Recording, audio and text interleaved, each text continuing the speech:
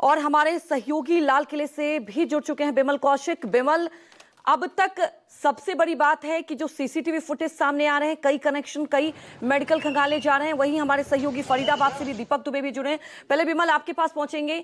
Ammonium nitrate का इस्तेमाल किया गया है कुछ देर में, हालांकि एफएसएल की रिपोर्ट भी सामने आ जाएगी। अभी तक क्या जानकारी सामने आ रही है आपके पास?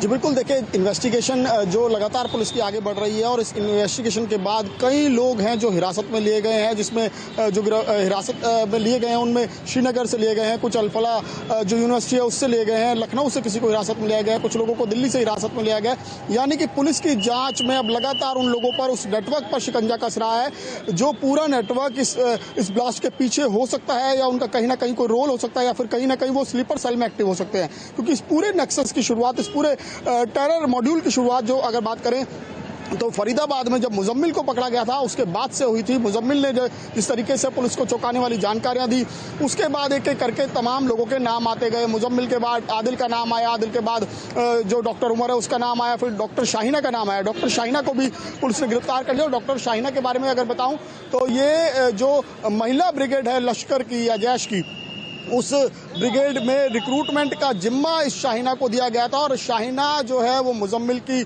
दोस्त है और मुजम्मिल ही शाहीना की गाड़ी का इस्तेमाल करता था। बाकायदा जब मुजम्मिल को जब पुलिस लेकर पहुंची वहां पर उसके यूनिवर्सिटी के पास, उसके बाद उस गाड़ी की तलाशी ली गई तो उसमें से भी वेपन्स रिकवर हुए थे।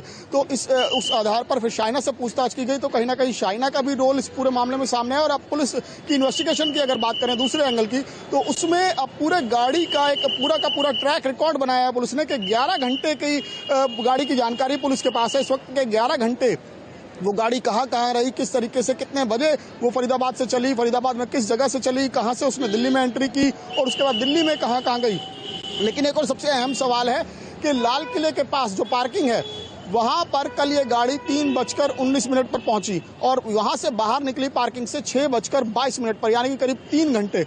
उस 3 घंटे के दौरान कौन कौन इससे संपर्क में था? जो डॉक्टर उमर गाड़ी में बैठा था, क्या किसी ने उससे संपर्क किया? क्या वो अकेला रहा? क्या वो पार्किंग में ही मौजूद रहा या फिर पार्किंग से बाहर निकलकर जो लाल किला है या उसके आसपास का जो क्षेत्र है वहां पर उसने रेकी की? ये तमाम सवाल हैं जिनके जवाब जो है पुलिस खंगाल रही है। इसके साथ साथ लगातार और जो भी आप हमारे साथ बने रहिए, सीधे रुक कर लेते हैं दीपक दुबे का, क्योंकि वो फरीदाबाद में ही मौजूद हैं। दीपक, यहां से जो जखीरा बरामद हुआ और सबसे बड़ी बात है कि